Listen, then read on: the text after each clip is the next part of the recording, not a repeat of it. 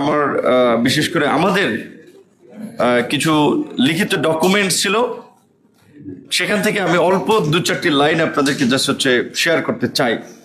যেমন আমরা 2021 সালের 26শে অক্টোবর গণ অধিকার পরিষদের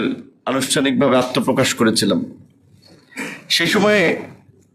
আমাদের যে ইন্ট্রোডাকশন কিংবা প্রেফেস বলেন, ভূমিকা বলেন, সেইখানে আমরা যে কথাটি বলছিলাম সেখান থেকে একটা লাইন ছিল এরকম যে কুৎসা, হামলা, নির্যাতন, মিথ্যা মামলা, কারাবরণ ও জীবনের দেখেছি যে মোটামুটি সব শ্রেণী পেশার তরুণদের বিশেষ করে একটা গণদাবিতে পরিণত হয়েছিল। এবং সেই আন্দোলনে যখন দফায় দফায় হামলা হয়েছে, তখন নিপীড়ন বিরোধী ব্যানারে শিক্ষকরা দাঁড়িয়েছে, আরো বিভিন্ন শ্রেণী পেশার মানুষও দাঁড়িয়েছিল, যেটা অবশ্যই আমরা মনে করি এটা একটা ইন্ডিকেটর ছিল যে মানুষ এই হানাহানির মধ্যেও গত কয়েক বছর